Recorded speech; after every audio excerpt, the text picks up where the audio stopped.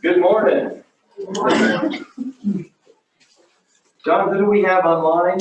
I heard Tammy. We've got Tammy, Robert and Verna, Melissa and Kyle, and Brenda. Awesome. Glad y'all are all here, and glad that we've got a good size, good number here in the class this morning as well.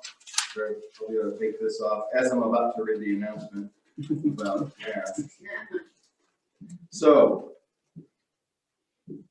I'm going to read this announcement. So here, so it's kind of funny. I was thinking about the COVID action team, or whatever we call ourselves, met last week, and Phil wasn't able to come, so he was on the big screen up there in the conference room. But he had his camera turned off, so it was dark, and poor Stephen, the youth minister, is sitting right in front of the TV, doesn't know that Phil's on there, and we're talking, and all of a sudden, Phil speaks. Poor Stephen. Oh my goodness, I thought he was going to have a heart attack.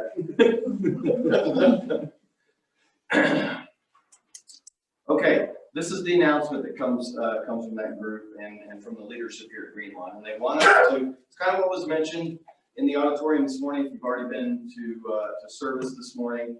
But it's easy for us to get into old habits or get used to the way things are. And we just want these reminders to go out. So this is how it reads. The recent spikes in positive COVID tests and resulting hospitalizations have raised several questions as we continue to meet as a church. We continue to take the situation seriously and want to respond accordingly. Throughout the pandemic, we have all had to make difficult but needed adjustments in our lives. At Greenlawn, we've had a COVID response team, that's what we're called, that has led through those adjustments as a church family. They continue to monitor the situation, keeping track of developments and the daily cases of COVID locally, and they regularly evaluate and make adjustments to our procedures as appropriate.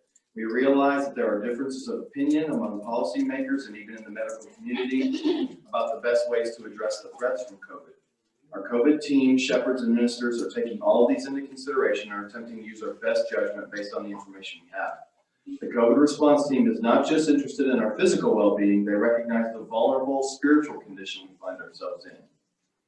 They know how important it is for us to meet in person and continue to grow in faith, and they understand the spiritual damage that can result from prolonged isolation. So to do our best to continue to assemble, we want to remind you of the following. If you are among the most vulnerable to the severe COVID outcomes, or if you are ill, please stay home and take care of yourself. We want you to participate with us online. And if you need help getting online, please ask and we can help with that. When you come to Greenlawn Building, we strongly recommend that you wear a mask and practice social distancing. Masks and distancing are required in classrooms, hallways, and foyers. One of our main reasons for being together is for fellowship and blessing one another in person. This one another fellowship can occur in our classrooms and outside. During this time when COVID cases are on the rise, we are asking that the hallways and foyers not be used for visiting with one another. When assemblies and classes conclude, please do not go home immediately. Please hang around outside and take time to talk with one another. Our time together is vital, especially under the present circumstances. Thank you for the way you responded to these unusual circumstances. Our goal, as it has been from the beginning, is to respond to one another in ways that are loving and considerate. If you have any questions or concerns, please speak to one of the shepherds or ministers. Okay? Any questions? Thank you for that. All right. Well, what are y'all thinking about classes for that? You know, there's a lot of discussions. I'll tell you, we've been reaching out to other members, to people, especially members that are that work in the health community around here, and getting thoughts and opinions, what people are feeling like, and kind of where we are. I mean, there's lots of ideas that have been suggested, and we're looking at those. We're also waiting to see if there's guidance coming from either the city or the state that could possibly dictate what we have to do. I've heard lots of different things about the possibility of masks becoming mandatory in the auditorium, as uncomfortable as that might be, but we have many who are fearful and might not continue to attend if we don't make that decision, and we have some who thinking about not returning to in-person if we don't make that mandatory. So there's that thought, just kind of going the extra mile. There's also thoughts of, maybe we shut class down temporarily and go back to online through the holidays. This is the cold and flu season, allergies on top of COVID. So we're going to naturally have more people blowing their nose and coughing, sneezing, all of that. And we've also talked about, do we even maybe shut down worship services during that time just to try to avoid a big spike? Many congregations in Lubbock have shut their doors or are in the process of doing that again. And I'll tell you, the common thread amongst those I've spoken with, as well as within the leadership group, is that we want to keep our doors open and keep meeting in person as long as we possibly can. We do feel like that's worth the risk. And that if we just take extra precautions, and if those that we feel like are really vulnerable, isolate themselves and give themselves extra protection, that's what we feel is, So it's out there, and we're meeting, we're either discussing things through an email chain, or we're physically coming together and having discussions about this. So I would imagine we'll have some more direction coming out in the next week or so, most likely. Okay, I'm standing up because I feel like I'm going to be moving around today. So y'all better be ready. We had a lot of material last week to go through, and we talked about Paul. We talked about power, specifically the power of the Holy Spirit. We talked about the differences between the indwelling of the Spirit and the empowerment of the Spirit. And this week's lesson is going to be a little bit different. This one is called prophetic fulfillment. And so that led me to look up some things. Predictions that have been made that didn't come true. Lots of those, right? Probably more that have been made. Way more. It's much more rare. And so I ran across a few that I thought were pretty unusual, and so I thought I'd go over these. So think about something. If you think about something that, like a prediction that somebody made, or some sort of prophecy that, was kind of ridiculous or did not come true, think about those. Number one, say goodbye to certain letters in the alphabet. These prophecies will seem strange, almost impossible. It begins in the year 1900 article in Ladies' Home Journal. Yet they've come from the most conservative and learned minds in America. These learned minds suggested that by the year 2000, so 100 years later, certain letters of the alphabet would simply vanish. There would be no C, X, or Q on our everyday alphabet. They would be abandoned because they would become unnecessary. Spelling by sound would have been adopted, first by newspapers. English will be a language of condensed words expressing condensed ideas and will be more extensively spoken than any other. Russian will be second. No, I thought this was really ridiculous, and I haven't seen the elimination of letters except for when it comes to like texting. Yeah. And there's this abbreviated language. My daughter made fun of me for years because she said, "Dad, your texts are so funny because they're grammatically correct." I mean, I take pains to put commas in and periods, capitalize the right letters, it takes me a really long time to text. But I kind of thought the texting kind of fits that mold a little bit. But there's a whole different language in texting and social media, is there not? Okay, number two. Flying bicycles means empty cities. In 1909, Jules Bois alternately referred to the New York Times as a mystic and a literature, that's really hard to say, predicted that a kind of flying bicycle will have been invented, which will enable everybody to traverse the air at will, far above the earth. Hardly anyone will remain in the cities at night. They will be places of business only. People of every class will reside in the country or in garden towns at considerable distances from the populous centers. Haven't seen any flying bicycles. Number three, 3D television, complete with smell-o-vision, 1950. By the year 2000, three-dimensional color television will be so commonplace and so simplified that a small device will project pictures on the living room wall so realistic they will seem to be alive. We kind of have that a little bit. According to the Associated Press article that ran in Lumberton, North Carolina in 1950, Accurate enough, except for the part about incorporating smells into the TV viewing experience. The room will automatically be filled with the aroma of the flower garden being shown on the screen. That's kind of cool. I will say that sometimes when food commercials come on, I swear I can smell the food. So. And the last one, number 4, communal hippie homes from 1972. Interior design experts in the Oshkosh Daily Northwestern predicted that the hippie trend, or what they call the long-haired culture, would dictate housing needs by the year 2000. Communal dormitories, child-rearing facilities, and kitchens would be the norm. That's pretty unusual. It says, one large room for meetings, recreation, group therapy, and the like will be furnished sparsely, but it will at least be carpeted since space, materials, and group interaction needs will make floor sitting important, one expert suggested. So we'd all be sitting on the floor. I can't sit on the floor because it takes me too long to get up. Yeah. Can you guys think of any wild predictions that people made that haven't come true? Aren't we living in one? Looking back to the future, the cars that were supposed to be flying and was 2015, I think it was. Yeah. Was it 2015? Yeah. And in that movie, as a diehard Cubs fan, the Cubs were predicted to go to the World Series, which they did in 2016. So it was close. I guess we've lived through several end of the world.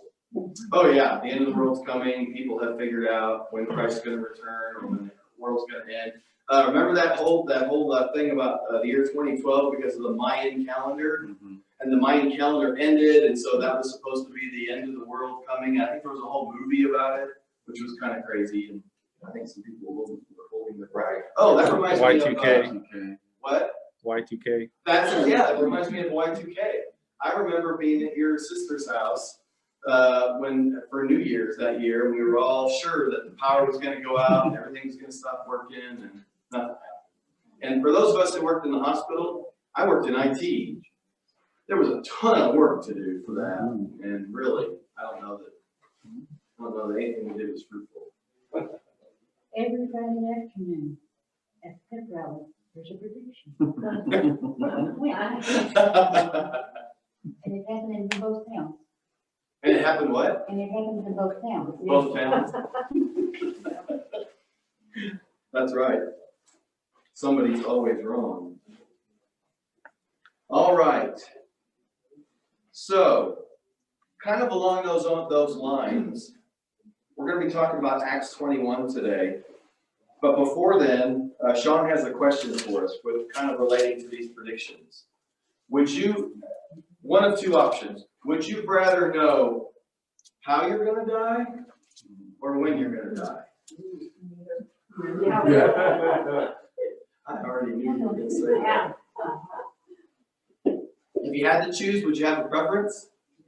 When? When? When? Yeah. When, yeah. Because you could plan, right? Right.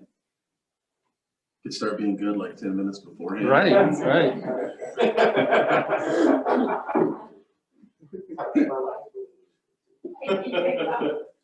Yeah, the how would be kind of tough, wouldn't it? Because let's say you found out you were going to drown. You'd probably never take a bath, showers only, right? Never go swimming, never go canoeing, stay away from bodies of water, right?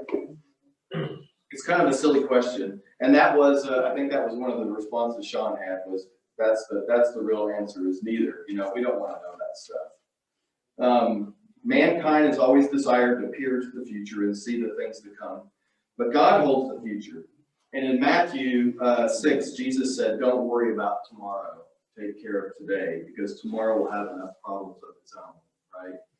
If we could focus more on today, I think we'd be a lot more better off. So we'll look at some prophecies more or less today. We'll look at the prophecy about what Jesus told Ananias, right, when he had to go talk to Paul.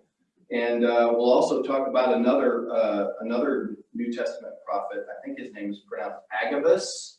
I think he's mentioned a couple of times in the New Testament. Pretty sure it's the same guy each time, but he was a prophet of that time period.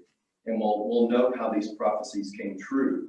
Although Paul didn't necessarily know how or when he was going to die, he did know that he was going to suffer for Christ. That was not only, I hate even calling it a prediction. It was a fact because God said, Jesus said it was going to happen. So it's really not a prediction, it's a fact. And I think the other side of that coin is Paul just accepted it. There was no wondering if, how, or when. He just accepted it. And it really provides a pretty powerful example for us. It seems like the only thing Paul really was afraid of was that somebody might not hear the gospel, that somebody might not be saved, or that his own people wouldn't come to believe in Christ. And we know that from Romans chapter 9, where Paul said, "For I could wish that I myself were accursed and cut off from Christ for the sake of my brothers, my kinsmen, according to the flesh." That's a pretty deep love of your people and a deep love of your God, that you care about others so much that you would rather that they make it and you don't, if that was a choice. So let's look back to what Jesus told Ananias back in Acts chapter 9. This is verses 15 and 16. "But the Lord said to him, 'Go, for he is a chosen instrument of mine to carry my name before the Gentiles and kings and the children of Israel. For I will show him how much he must suffer for the sake of my name.'"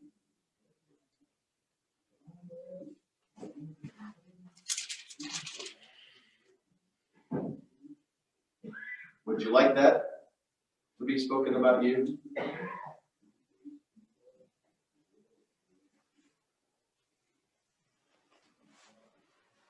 Jesus told Ananias that Paul would suffer, but he also said that Paul would be a great witness, and that he would witness to Gentiles and to kings and to the children of Israel. That's a powerful statement, and we tend to just read it because it's getting us through the story of Paul. I know I've read it and just think, well, yeah, we know he suffered because we know the end of the story. It's easy to forget how powerful that is. So think about that prediction for Paul as we move into the next section, which is in Acts chapter 21. Now, this is towards the end of Paul's third missionary journey.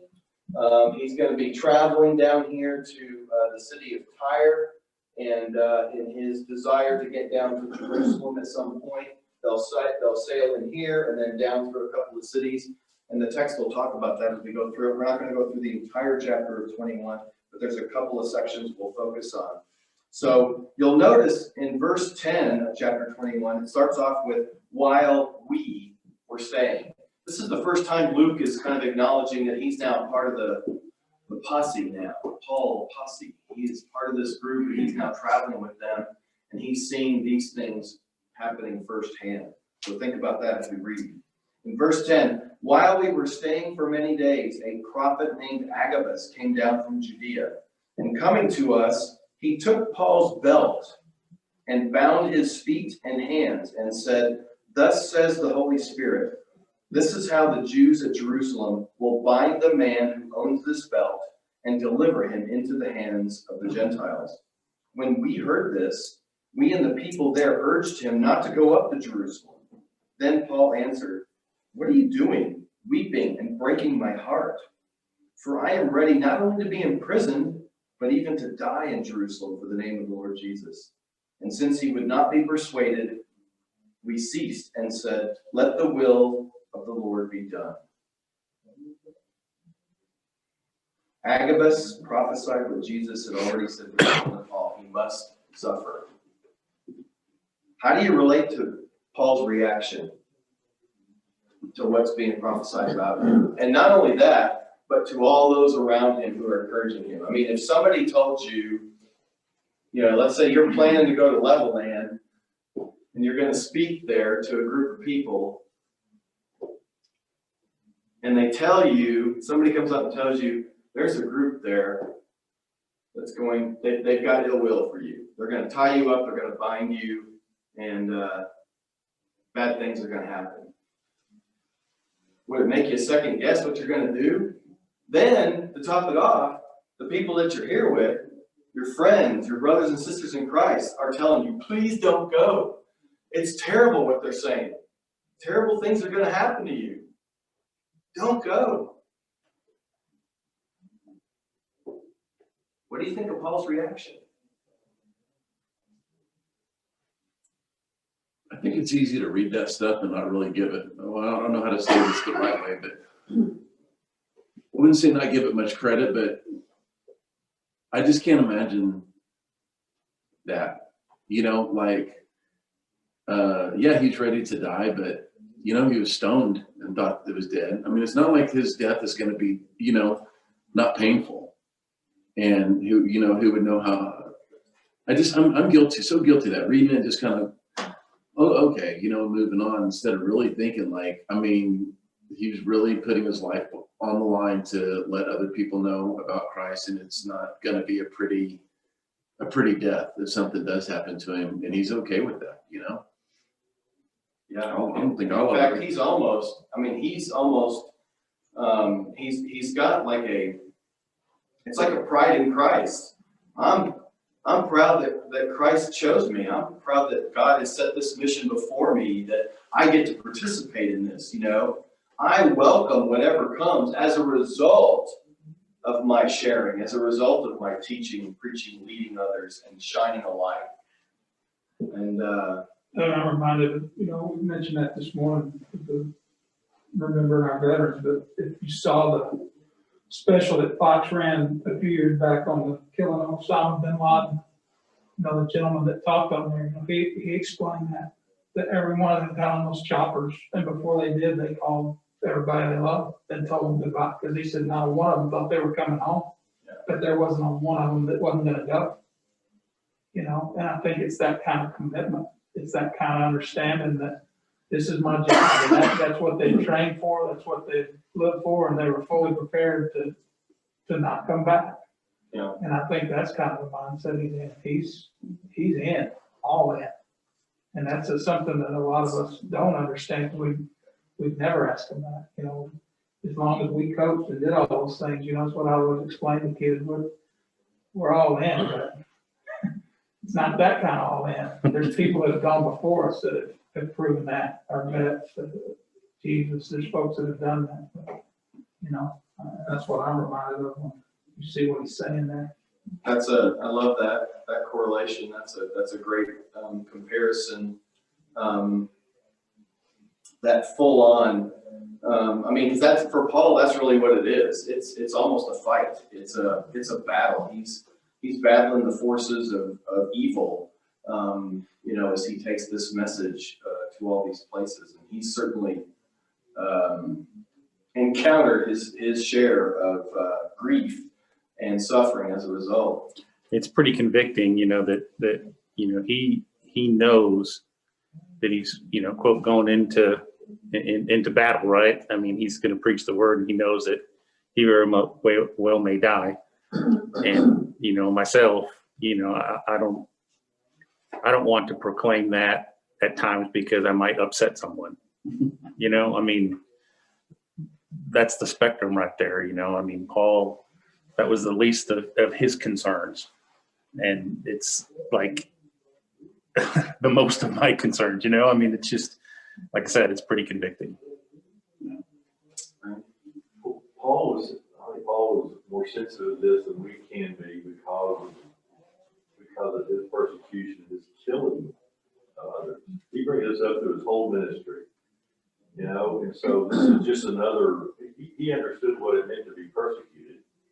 He understood what it meant to die for what you believe, and he witnessed that throughout his ministry. So while he was driven, you know, he had different reasons for being driven. What we don't know is conversation that Jesus, the exact conversation that Jesus had with him over all this time. But he gives us bits and pieces of it, but we don't really know the whole story about what Jesus said.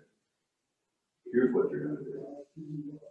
Yeah, how much of that did he feel like, you know, I owe a debt? We all feel that. We all feel the debt that we owe for the sins that Christ paid for us. But as Paul says, I was the chief sinner. You know? And yeah, how much did that add to his motivation and desire to face whatever? And Paul does, I mean, to me, he sets a really high bar for us. I think we've known people in our lives, as they get close to death, they welcome it.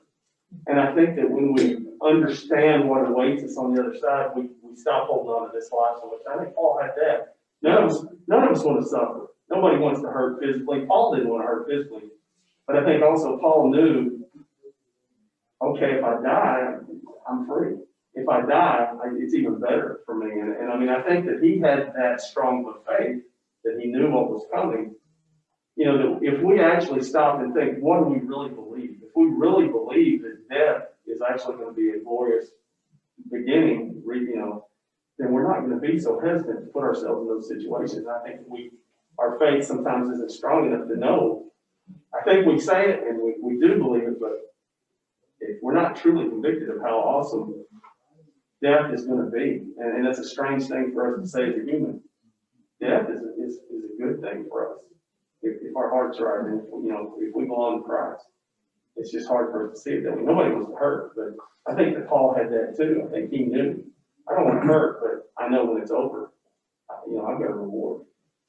And I think too, it's a confirmation of what you're doing, right? I mean, Jesus told them, you're going to suffer because of my name.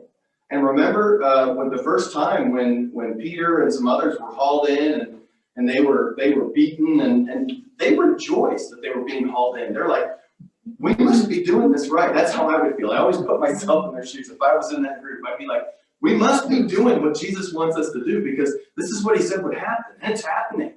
So I don't like getting beat up. I don't like getting arrested and thrown in prison. I don't like this stuff happening and threatening with death and everything else. But it confirms that we're doing the right things too. So there's that whole picture there that's I think that's a big motivator for Paul. I think a lot of us are more afraid of emotional pain than physical pain. Because fear of rejection, fear of ridicule. Sure.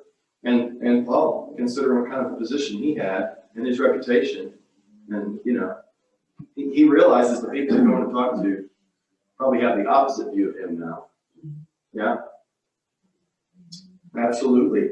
Okay, let's move on through the text. We're going to pick it back up in verse 27. And at this point, Paul has now, I think they now traveled down to the point where they're literally outside the city. I think they're getting close to being outside the city of Jerusalem at this point. And we will hear some of the reasons why these people are so mad at Paul and why they're so angry. So starting in verse 27, it reads, when the 7 days were almost completed, the Jews from Asia, seeing him in the temple, stirred up the whole crowd and laid hands on him, crying out, men of Israel, help! This is the man who is teaching everyone everywhere against the people and the law in this place. Moreover, he even brought Greeks into the temple and defiled this holy place, for they had previously seen Trophimus the Ephesian with him in the city, and they supposed that Paul had brought him into the temple. Then all the city was stirred up, and the people ran together. They seized Paul and dragged him out of the temple, and at once the gates were shut. And as they were seeking to kill him, word came to the tribune of the cohort that all Jerusalem was in confusion. He at once took soldiers and centurions and ran down to them. And when they saw the tribune and the soldiers, they stopped beating Paul. Then the tribune came up. Tribune, I'm not sure. Arrested him and ordered him to be bound with 2 chains. He inquired who he was and what he had done. Some in the crowd were shouting one thing, some another. And as he could not learn the facts because of the uproar, he ordered him to be brought into the barracks. And when he came to the steps, he was actually carried by the soldiers because of the violence of the crowd. For the mob of the people followed, crying out, away with him. So they're accusing Paul of teaching things. Essentially, if you go back and read the verses that we didn't cover, they're accusing Paul of saying that all the things that the Hebrews had learned growing up were no longer needed, and that you couldn't circumcise, and you don't celebrate the festivals, and you don't do all this stuff. But Paul was not saying that. Paul was simply trying to teach them while you can do those things, those are not salvation. You don't have salvation in following the law. You don't have salvation in doing those things. And Paul actually, as you read in the very first verse there in 27, when it says, when the 7 days were almost complete, that is Paul participating in this Nazirite ceremony, this vow, where they kind of elevate their life to a higher standard, and they dedicate themselves to giving up things like alcohol and cutting their hair and being around dead bodies, things like that. And Paul's participating. He's trying to say, I'm still one of you guys. I'm still one of you. And so he's trying to lay that groundwork, and they're having none of it. They are wanting to kill him. And so now we see the local leadership intervene, and they're trying to figure out what's going on. The Jews are creating a big commotion again, and they can't even get a straight story. I mean, these people are just screaming to scream, and they're coming up with all kinds of ridiculous things. And if you read further into that text, you'll find out that Paul says, can you just let me talk to these people? And Paul tries to tell them. He tries to tell them the whole story and what his purpose is, but they'll still have nothing of it. And they eventually have to take him in and isolate him from this group. They're going to kill him. So we're not the only society that's lived through misinformation.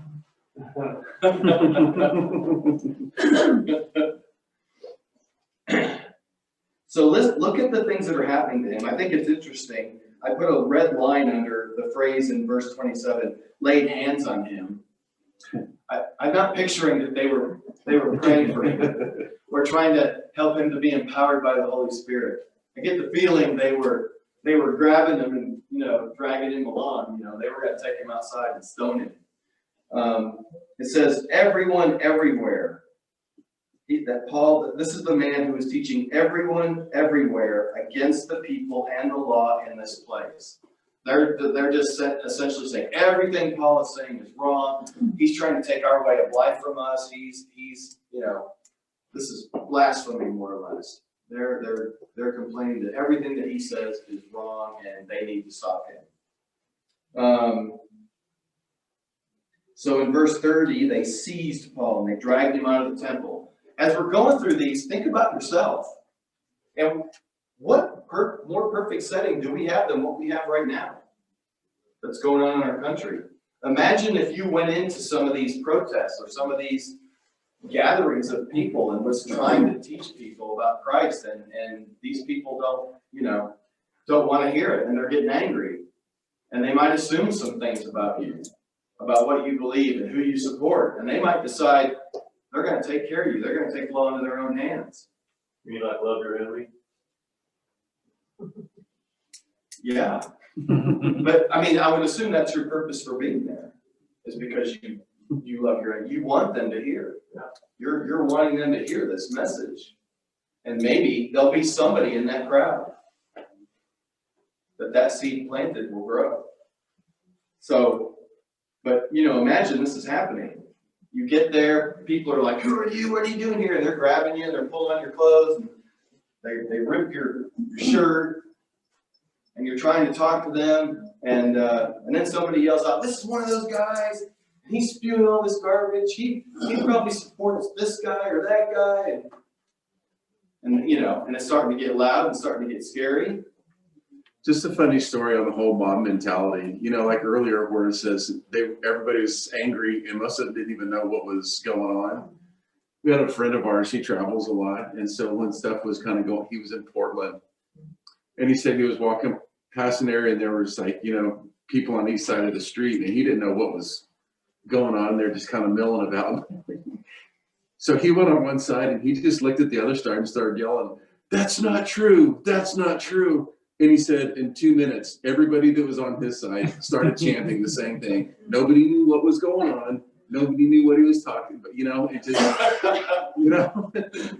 So, it's just crazy. But the fear, the fear that, what a horrible situation to be in for Paul, Yeah. This is scary.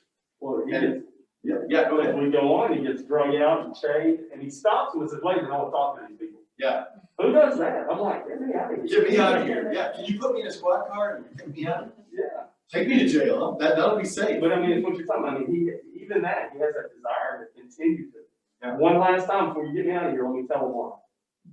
It's the picture of Christ on the cross, is it not? Yeah, there's no. It's the picture of Stephen asking God to forgive these people. They don't realize what they're doing. I mean, it's, we're seeing Christ in his actions. So they seized him, they dragged him out of the temple, and they were seeking to kill him. Not just harm, not just shut him up, not just send a message. They were seeking to kill him. You with the help of evil men. But then they stopped beating Paul when this group comes in, when this Roman leadership comes in and says, look, we're going to settle this down, figure out what's going on. They stopped beating him, probably because they're afraid for themselves at that point. And, some of the crowd are shouting one thing, some are shouting another. They've got Paul in chains. They're going to make sure that they can drag him off because they're not sure if he's done something wrong or not. They're going to have to investigate the situation. And this is the story that ends up where Paul, they take him in and they're going to try to get the truth out of Paul and they're going to beat him. And that's when he challenges them and says, is this okay for you to do since I'm a Roman citizen and I haven't had a trial? And they freak out. Whoa, you're a Roman. Whoa, stop. That's where this story is going. So they're going to take him to the barracks or jail, more or less, because of the violence of the crowd. And as they're hauling him away, they're yelling, away with him.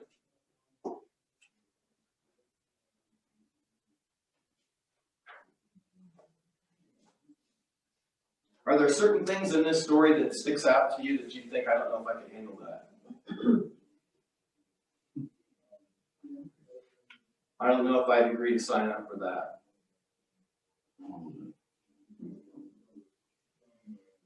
I wonder if some of the other stonings, beatings, and terrible receptions that Paul has received makes this a little more bearable for him because he already kind of knows what it's going to be like. He got left for dead. One time he was so bad they thought he was dead. And yet Christ raised him and walked out of the city the next day. So he knows who's in charge. Yeah. I think about Jesus in the garden, preparing himself for the cross. And I wonder if Paul had those private moments where he knows we're leaving in the morning, does he have those deep discussions, prayerful discussions with God to help prepare himself for this, what's coming. I imagine that's happening. What I find most interesting is that, Jesus told Paul he was going to be the one to go talk to the Gentiles and preach the word. He spent his whole life trying to teach believers who weren't Gentiles, who were Jews, that he had to spend his whole life wasting his time on people who were already supposed to be believers. And he never got the chance in the same way to preach to the Gentiles. Not till the end of his life did he actually go to the Gentiles. Yeah. It was the believers, supposed to be believers, God-fearers, who obliterated everything that was good about Paul. Now that's sad. It is. Yeah. Sorry. That must have been hard. It was difficult. That's not what he was called to do, was had to defend himself against the Jews. But that's what he spent all his time doing, most of his time, in his earliest years. I'm sure he enjoyed the trips to go talk to the Gentiles.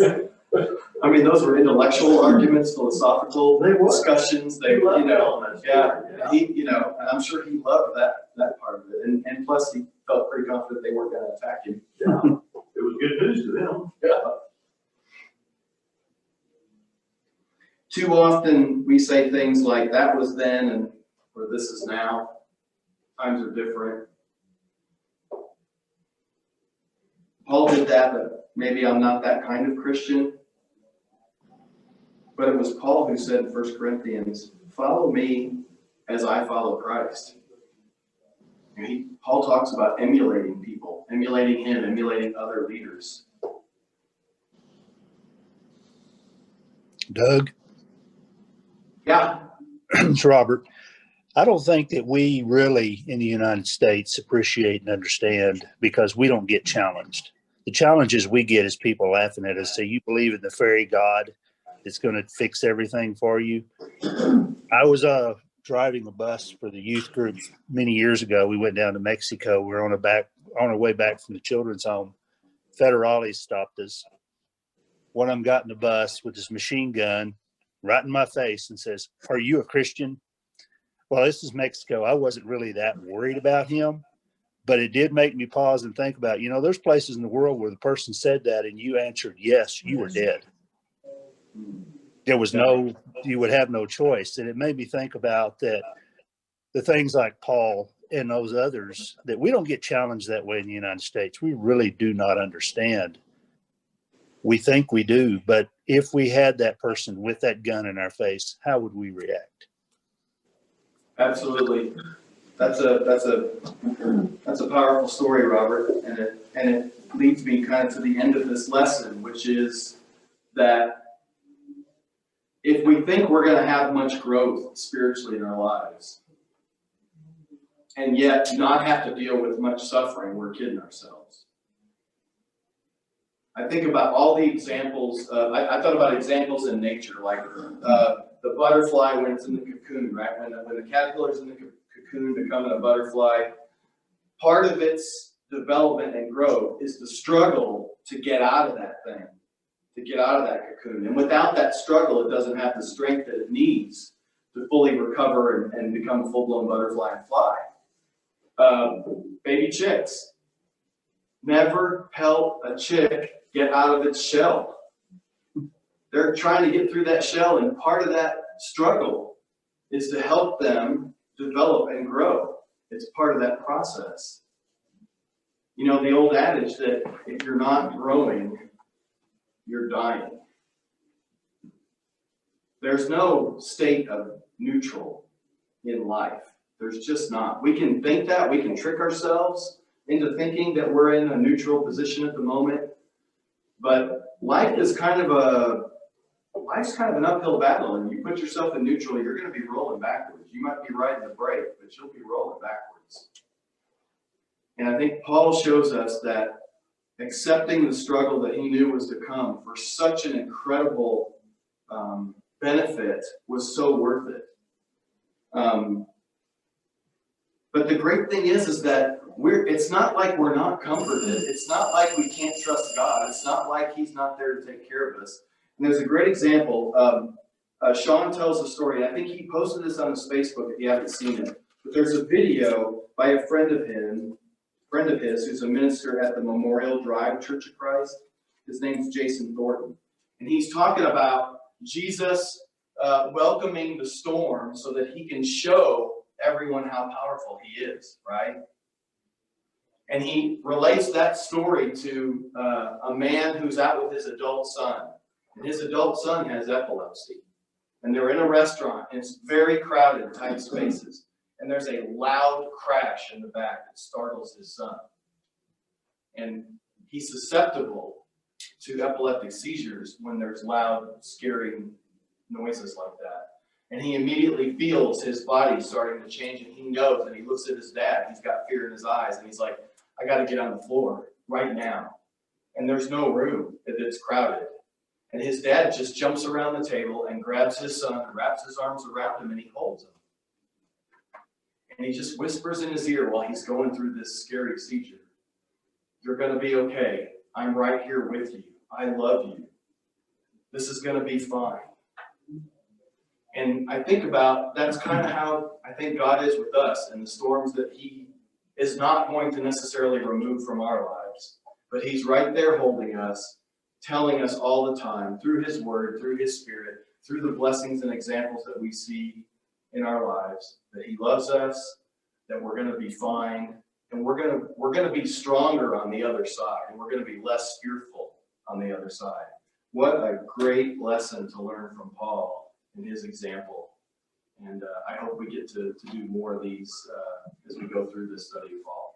Thank you all for being here. Thank you all for being online in the class. We appreciate y'all going to that effort to jump online, and look forward to next week's class. Thank you all very much.